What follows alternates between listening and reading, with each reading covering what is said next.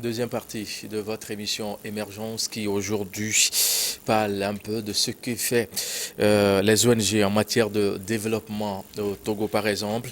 Et nous avons comme invité Olivier Kofi Rono. Il est le directeur national de Compassion Internationale Togo. Avec lui, nous avons eu à avoir des réponses à certaines questions déjà. Mais à qui profitent ces installations que vous avez mises en place dans une vingtaine de villages? Il faut être chrétien, faisant partie de Compassion Internationale, ou bien ça profite à toute la communauté? Disons que cette question m'amène à préciser ou à clarifier comment le travail se fait dans la communauté. Oui. Les enfants et les jeunes qui sont pris en charge dans ces différentes communautés sont pris en charge sans discrimination d'ethnie, de race. Il suffit que les critères de pauvreté sont respectés, ces enfants sont pris en charge. Et la plupart, nous avons plus de 80% qui font partie de l'Église, qui font partie de la communauté. Donc l'Église fait le développement communautaire. Ça, c'est le principe du travail que Compassion fait. Et ces installations qui sont faites profitent à la communauté. Et il y a un travail qui a été fait avec les différentes autorités locales depuis la conception du projet jusqu'à la réalisation.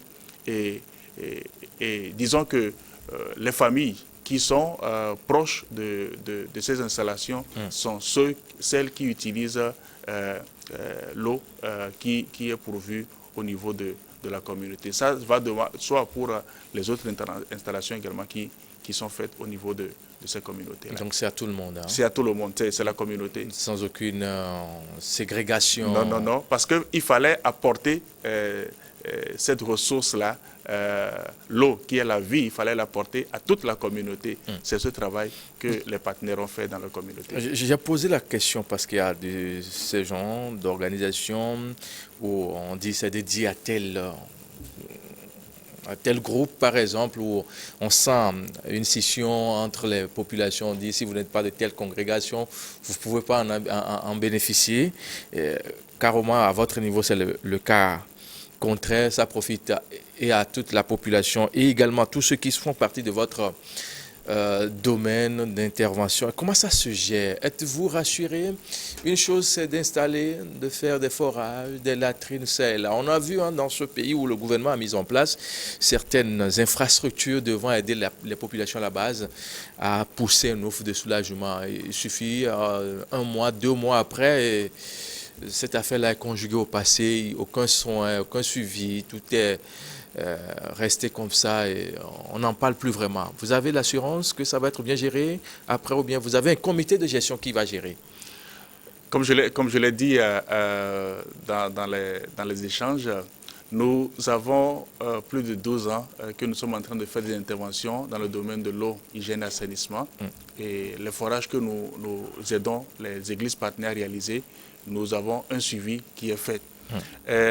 Nous avons au niveau de ces églises partenaires des comités de gestion qui sont mis en place, qui ont été formés sur la gestion et leur permettant de pouvoir faire la réparation lorsque il arrive que voilà, le matériel tombe en panne. Oui. Donc ce travail est très capital pour nous parce que nous avons un système de suivi et d'évaluation qui nous permet de pouvoir accompagner la suite de la réalisation qui est faite. C'est pour dire également qu'il y a un mécanisme que Compassion aide les églises partenaires à mettre en place. Et avec les acteurs, les autorités au niveau de la communauté, les chefs, il y a ce système qui est suivi, permet à ce que ce forage qui est installé, qui a coûté des millions, puisse tenir dans le temps et continuer par aider les populations. Les forages, vous en avez construit combien? Au Togo, nous avons construit au moins 150 forages. 150 forages, solaires comme électriques, dépendant des communautés.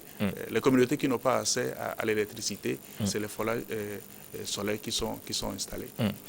Alors, dans votre explication précédente, vous avez dit, vous avez votre appui souvent de certains partenaires qui font partie bien sûr de cette compassion-là à l'extérieur qui vous appuient. Au niveau national, est-ce qu'il y a un accompagnement qui est fait, par exemple l'État ou une structure qui vous vient en aide pour appuyer vos actions sur le terrain? Disons que pour ce qui concerne l'appui de l'État, c'est l'opportunité de dire merci aux différents ministères qui nous accompagnent, surtout le ministère des Affaires sociales, qui est notre ministère clé avec lequel nous travaillons pour assurer la protection de l'enfant. Il nous aide sur l'ensemble du territoire pour assurer la protection des enfants qui sont pris en charge dans le programme, en collaboration avec la Direction générale de la protection de l'enfant. Venant à l'eau, domaine de l'eau, Oui. pour la réalisation que nous avons eu à faire dans le Haro, nous avons eu le soutien du ministère de l'eau et de l'hydraulique villageoise par la direction régionale qui a accompagné le processus Oui. et également mis à disposition les géophysiciens pour accompagner le travail qui est fait depuis le début jusqu'à la fin de la réalisation et la clôture. Donc nous avons le soutien du ministère de l'eau pour pouvoir faire ces réalisations. Développement à la base, également pour les jeunes, nous avons dans le programme aujourd'hui plus de 20 000 jeunes de 12 ans et plus. Nous avons environ 1000 jeunes qui sont à l'université et que nous accompagnons. Donc, dépendant des différents axes d'intervention, nous avons les ministères qui nous accompagnent dans ce processus-là. Donc, c'est pour dire que voilà, nous avons l'État qui nous accompagne parce que Compassion est orientée sur la feuille de route du gouvernement. Nous travaillons et nous ciblons les axes que le gouvernement a définis comme priorité pour que nous puissions synchroniser les efforts sur le terrain. Et nous avons le soutien de ces différents ministères pour réaliser ces activités. Surtout le ministère de la Santé. De la Santé, oui. Le ministère de la Santé. Pour toutes les questions liées à la santé, nous avons eu à faire beaucoup de sensibilisation, des interventions, si je le prends au début de cette année, des interventions dans le Nord sur l'hépatite B, pour pouvoir dépister et accompagner plus de 9000 enfants. Nous avons la direction générale régionale de la santé qui nous a accompagnés. Donc, nous avons l'ensemble de ces ministères-là qui nous accompagnent sur le terrain. Et je tiens à saisir l'opportunité pour leur dire un vive merci. Alors, beaucoup de personnes se demandent aussi comment faire pour bénéficier de tout ce que vous avez eu à dire, à présenter, des appuis à vos interventions sur divers points. Par exemple, pour une femme en situation délicate, pour avoir l'enfant ou un enfant qui n'a pas vraiment les moyens pour continuer ses études peut-être ou une formation. Que faut-il faire pour avoir la chance de bénéficier de ces choses-là? Vous sélectionnez les gens comment, ou bien on vient à vous, ou bien on a des congrégations dans lesquelles il faut aller se faire enregistrer? Oui, aujourd'hui sur l'étendue du territoire, nous avons 294 églises partenaires de Lomé à Dapaon. Donc les bénéficiaires s'approchent de ces églises partenaires qui ont mis en place ce que nous appelons le centre de développement de l'enfant et du jeune. Et donc, ils s'approchent des acteurs. Nous avons des animateurs qui sont sur ces centres-là. Donc, ils s'approchent de ces acteurs-là et là, ils peuvent avoir les informations sur le processus d'enregistrement, de bénéficier des interventions qui sont faites. Maintenant, pour les églises potentielles qui veulent devenir partenaires, nous avons également une plateforme qui leur permet de pouvoir soumettre leurs demandes de partenariat qui nous donne l'opportunité de pouvoir explorer les conditions et faire une évaluation qui permet de voir, de déterminer si nous pouvons avoir le partenariat. Et notre axe stratégique, c'est que nous allons dans les zones les plus pauvres. C'est là nous travaillons. Là où les difficultés sont là, nous apportons notre pied dans ces différentes zones-là. Donc, Église potentielle qui veut bien faire ce voyage de développement communautaire avec nous. Nous avons notre plateforme de compassion sur laquelle cette église peut aller prendre les informations et soumettre la demande de partenariat. Toute église où vous avez des sélections que vous faites, je veux parler des églises, enfin, qualifiées dites éveillées, charismatiques ou évangéliques, ou par exemple, toutes les églises possibles du monde entier. Nous travaillons avec les églises évangéliques protestantes qui qui sont répandus sur le territoire, légalement reconnus. Ça, c'est un principe de base. Il faut être légalement reconnu. Donc, ça fait partie des documents à soumettre. Donc, ces églises qui sont légalement reconnues, nous passons par le processus. Le processus qui est de travailler avec cette église d'abord pendant 12 à 24 mois pour aider l'église à comprendre sa responsabilité sociale dans la communauté et avoir cette vision-là de développement communautaire pour aider les enfants, aider les familles qui sont dans la communauté. Une église qui arrive à avoir cette vision-là, facilement, nous nouons le partenariat pour pouvoir permettre à ce que le parrainage et les autres interventions soient faites dans la communauté. Parfait. On sait que depuis quelque temps, le monde entier est confronté à une pandémie à Covid-19. Au niveau des églises, qu'est-ce qui est fait? On a vu Compassion Internationale qui était venue en appui à certaines églises avec les lave-mains, les gels hydroalcooliques, les bavettes, ainsi de suite. Où est-ce que vous en êtes actuellement? C'est fini? Ou vous continuez ces actions-là sur le terrain, sensibiliser les gens sur ce point-là pour que l'on renoue avec le passé, comme il y a de cela 1 an et demi, 2 ans déjà? Oui, le travail continue. Le contexte de Covid nous a amené à revisiter notre intervention ou le programme qui est fait sur le terrain aujourd'hui. Je peux dire que depuis le début à ce jour, nous avons distribué plus de 1 million de kits alimentaires aux différentes familles. Qui profitent? Les familles. Les familles de ces bénéficiaires qui sont dans le programme. Dans le programme, le okay. programme. Oui. Et plus de 800 000 kits d'hygiène qui sont distribués à ces familles dans ces différentes communautés-là. Nous faisons l'accompagnement surtout sur le cadre, l'aspect éducation, parce que nous avons vu que le Covid a eu des effets sur la performance scolaire des élèves. Et il y a des soutiens scolaires que nous avons initiés pour que ces élèves puissent avoir l'accompagnement nécessaire. Nous avons d'autres qui sont en apprentissage également, qui continuent par recevoir le soutien. Et les animateurs, nous avons sur l'étendue du territoire plus de 1200 animateurs qui accompagnent ces enfants, à part les 5000 volontaires encadreurs que nous avons qui aident ces enfants. Donc il y a ce suivi qui est fait dans les maisons pour voir comment ces enfants, ces jeunes se portent et pouvoir les accompagner. Nous avons mis en place des conseillers pour ce qui concerne la santé mentale. Nous avons conduit une étude également qui nous a permis de pouvoir développer des interventions appropriées pour ce qui concerne la santé mentale, surtout pour les jeunes qui sont dans le programme. Donc c'est pour dire que voilà, le travail continue. Parce que le contexte est toujours là et nous encourageons et nous soutenons les églises partenaires qui répondent au mieux dans les différentes communautés aujourd'hui. Dans votre développement, il y a un mot qui revient très souvent, église, église, église. Il faut être chrétien d'abord, puisque la question m'a été posée avant de procéder, bien sûr, à cette présentation avec vous. Le thème a été annoncé dans un groupe pour pouvoir avoir des idées des uns des autres. On me demande, faut-il être chrétien avant de bénéficier aux musulmans ou les pratiquants de nos religions endogènes? Comme je l'ai dit dans la précédente réponse, l'Église agit dans son mandat social, qui est de répondre dans la communauté. Et répondre à la communauté, nous avons des enfants de différents courants, appartenances religieuses qui sont bénéficiaires dans le programme. Il suffit que la famille de bénéficiaires accepte, fait partie, bénéficier de ce programme-là.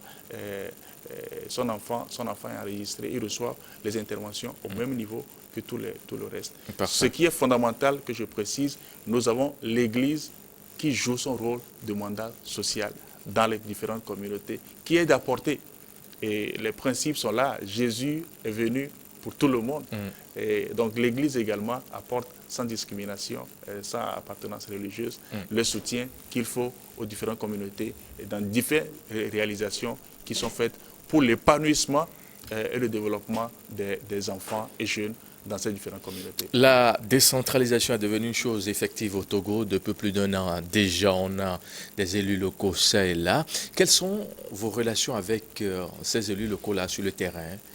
Quand vous voulez intervenir, par exemple, dans une zone, on prend par exemple une mairie, comme ça, quelles sont les relations avec ces leaders locaux avant d'aller à l'essentiel? Disons qu'il y a un travail de fond qui est fait, qui permet à ce que, voilà, lorsque nous faisons l'exploration dans la zone, les autorités locales sont ceux avec qui nous travaillons depuis la base. Et toutes les interventions que nous faisons, nous avons, surtout pour les cérémonies, la présence des maires qui sont là, même les préfets qui sont là. Il y a une synergie qui est faite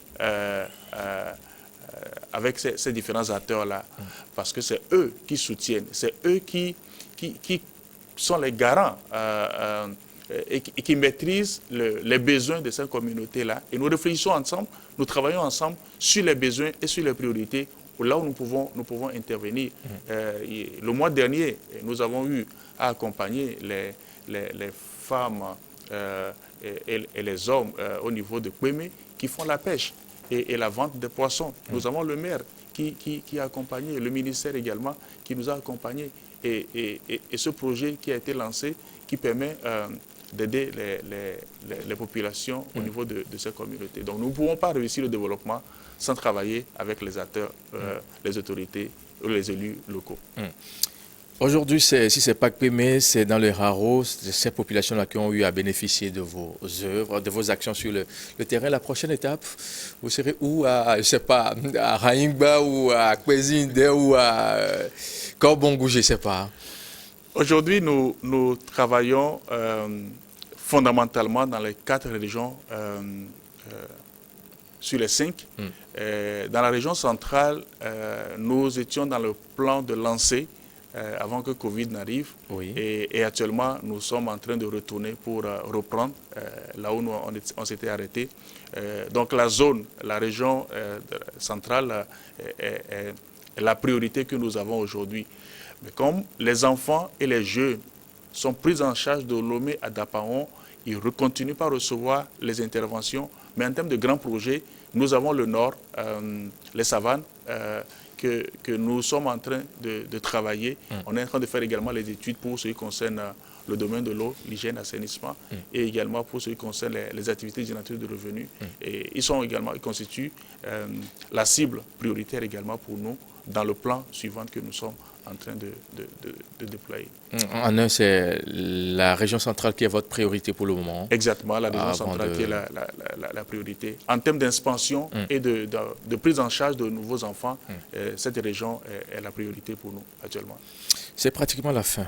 On va prendre votre mot de la fin si vous avez quelque chose à dire.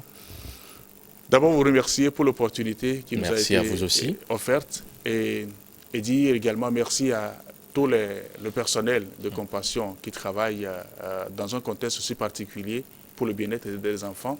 Les différents acteurs qui sont sur le terrain, comme je l'avais cité, plus de 1200 animateurs et plus de 5000 encadreurs volontaires qui aident ces enfants et ces jeunes dans le programme. Leur dire sincèrement merci et à tous ces leaders des églises partenaires, merci pour le travail qu'ils sont en train de faire. Et merci à vous aussi. Merci. Vous êtes Olivier Kofi Aronon, directeur national de Compassion Internationale Togo. Avec vous, nous avons passé au crible ce thème, quelle participation des ONG au développement social. Mesdames, Messieurs, merci pour votre fidélité. On se retrouve très prochainement pour un autre point de l'actualité du développement et économique.